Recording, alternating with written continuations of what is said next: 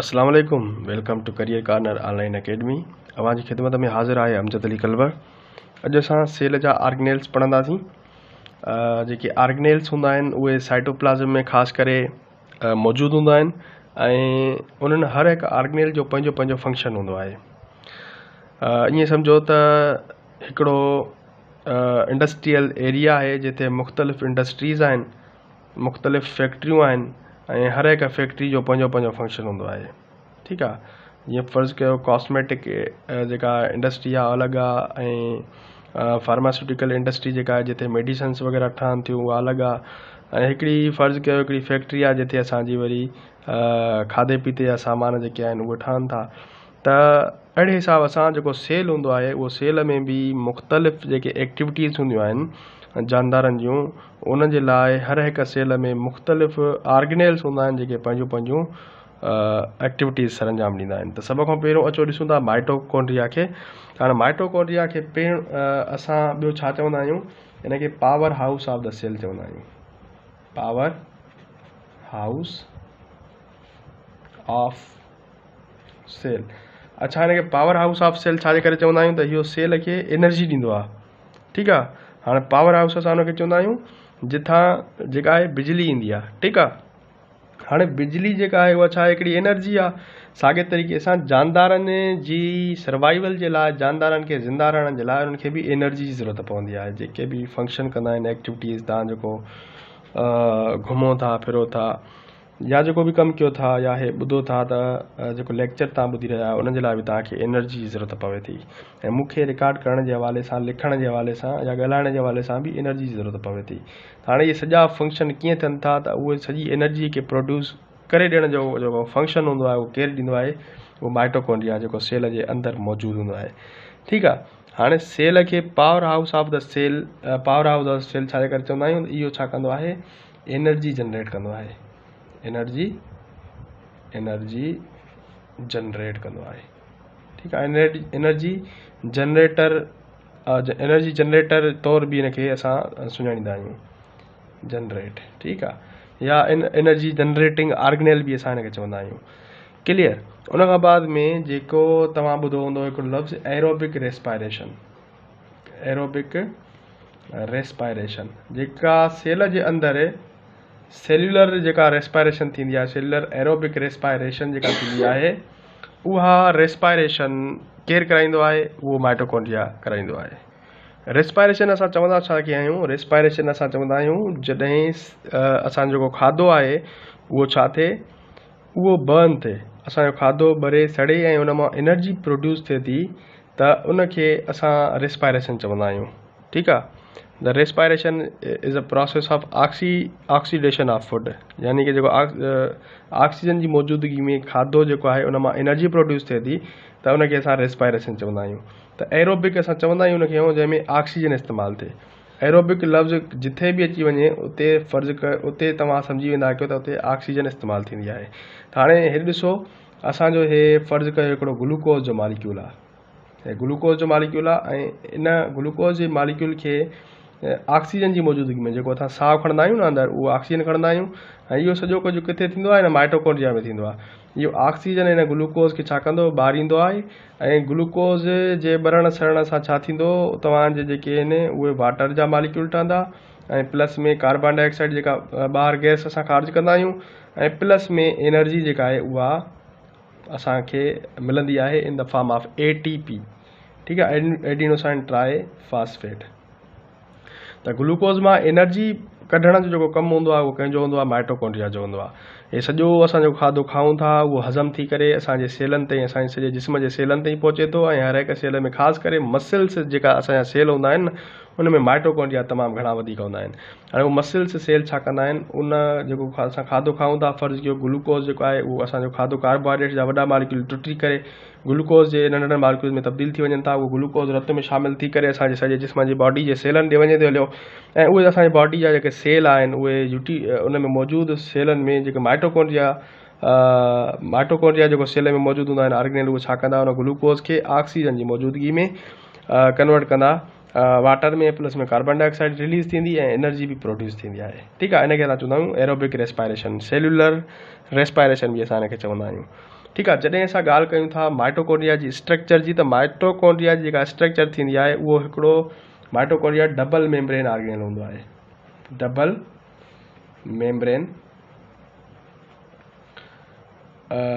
Membrane organelle हूंदो आहे। हाणे डबल मेम्ब्रेन कहिड़ी हूंदी आहे, हाणे ॾिसो तव्हांखे मां हिते जेको आहे उहो क्लियर ॿुधायां थो। त हे तव्हांजी जेका आहे हीअ आहे, हे जेका ॿारी आहे इनखे असां आउटर मेम्ब्रेन चवंदासीं। आउटर मेम्ब्रेन असां हिनखे चवंदासीं, आउटर मेम्ब्रेन। क्लियर। ऐं हे जेका आहे उहा अंदरी मेम्ब्रेन हूंदी, हिनखे असां चवंदासीं inner membrane. Inner membrane. Clear. अच्छा, ऐं उहा जगह जिते आउटर मेम्ब्रेन ऐं जेका इनर मेम्ब्रेन आहे, आउटर मेम्ब्रेन ऐं इनर मेम्ब्रेन आहे, ऐं उहा जगह जिते आउटर मेम्ब्रेन ऐं इनर मेम्ब्रेन जे विच में स्पेस आहे, इनखे चवंदा आहियूं inter membrane space. Inter membrane space, यानी कि उहा जगह जेका आउटर मेम्ब्रेन ऐं इनर मेम्ब्रेन जे विच में आहे, उन स्पेस खे असां चवंदा आहियूं इंटर मेम्ब्रेन स्पेस, यानी कि ॿिनि मेम्ब्रेन जे विच में हिकिड़ी स्पेस हूंदी आहे। हाणे जेका अंदरी जेका स्ट्रक्चर थींदी आहे माइटोकॉन्ड्रिया जी, हे जेका असांजी इनर स्ट्रक्चर थींदी आहे, इनर मेम्ब्रेन जेका थींदी आहे उहा फोल्डेड हूंदी आहे, यानी कि उनखे उहा उन में फोल्डिंग हूंदी आहे। हाणे इन फोल्डेड स्ट्रक्चर खे असां छा चवंदा आहियूं, इन फोल्डेड स्ट्रक्चर खे असां क्रिस्टी चवंदा आहियूं।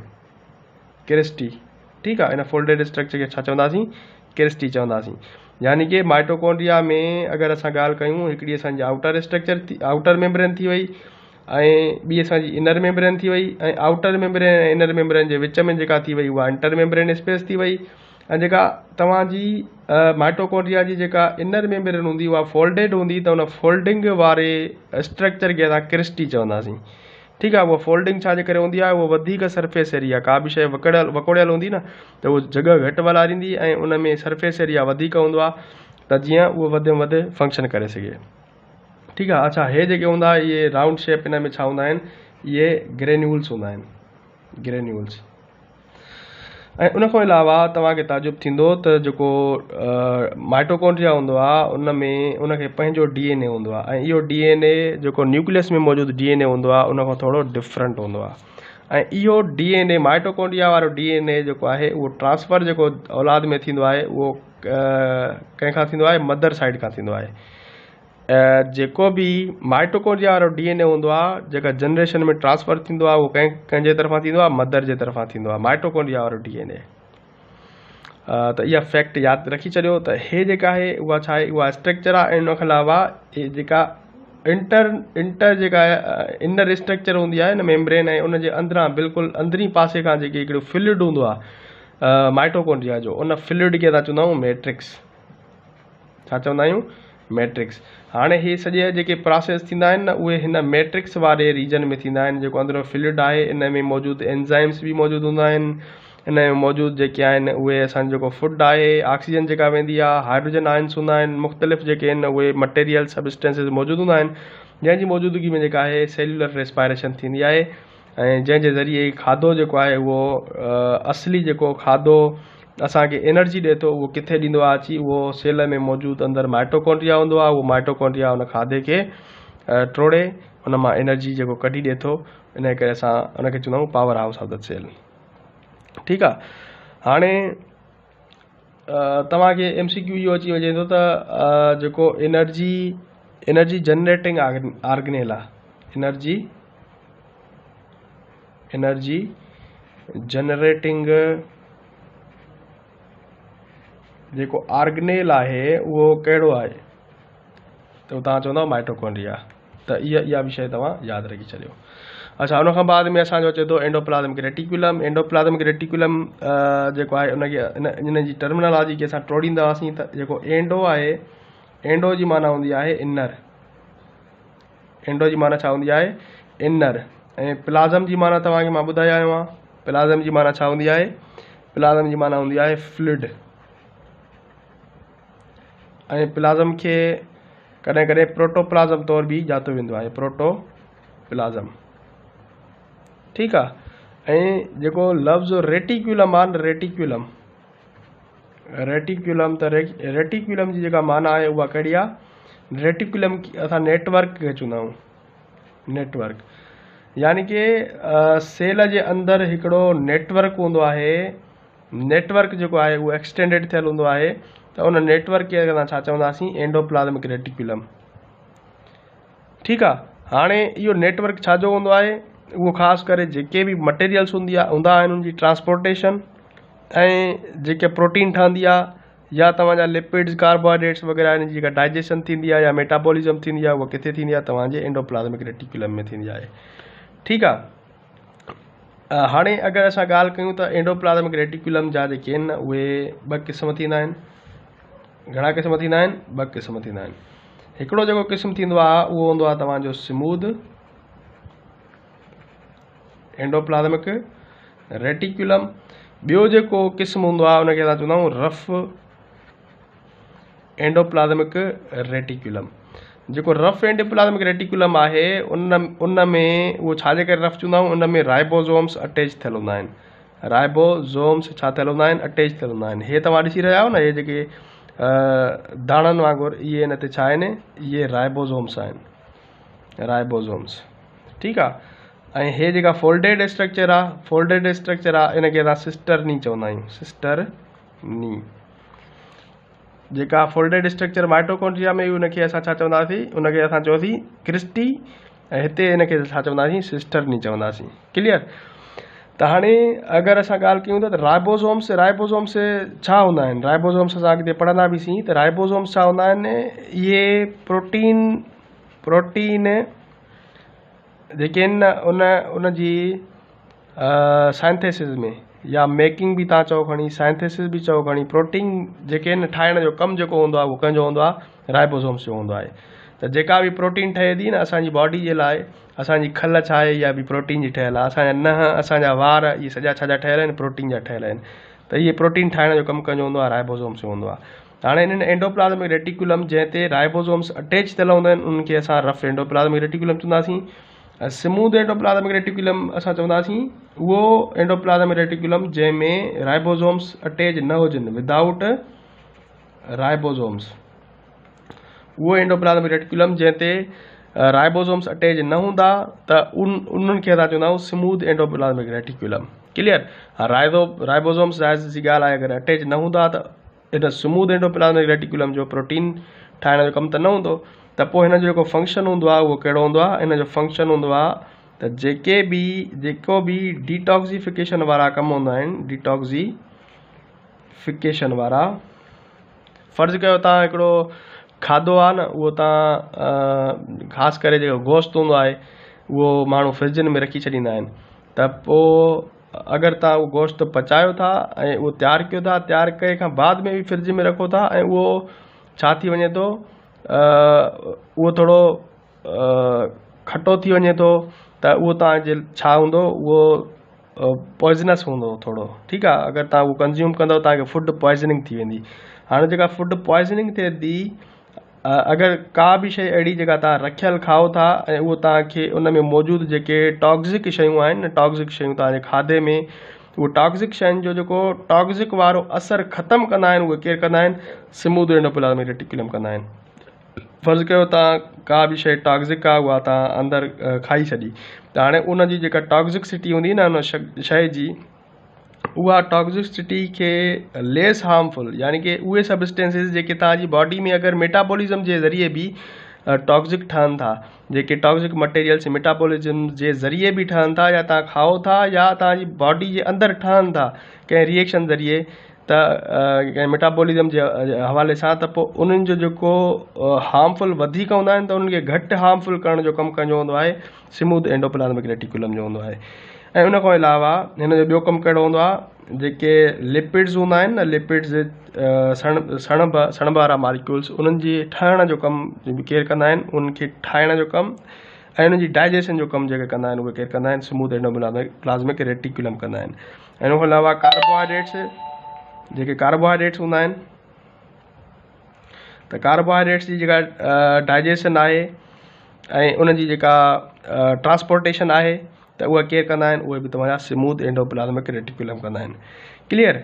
तव्हांजा रफ एंडोप्लाज़्मिक रेटिकुलम जेको हूंदो उन जो कमु छा हूंदो, उहो तव्हांजो सिर्फ़ु प्रोटीन साइंथेसिस हूंदो, प्रोटीन साइंथेसिस हूंदो, प्रोटीन जो ठाहिण वारो अमल।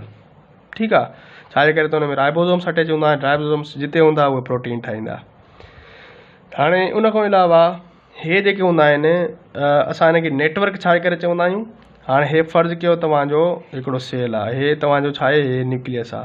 त हाणे हे तव्हांजा जेके आहिनि उहे इन न्यूक्लियस खां वेंदे सेल मेम्ब्रेन ताईं फैलियल हूंदा आहिनि।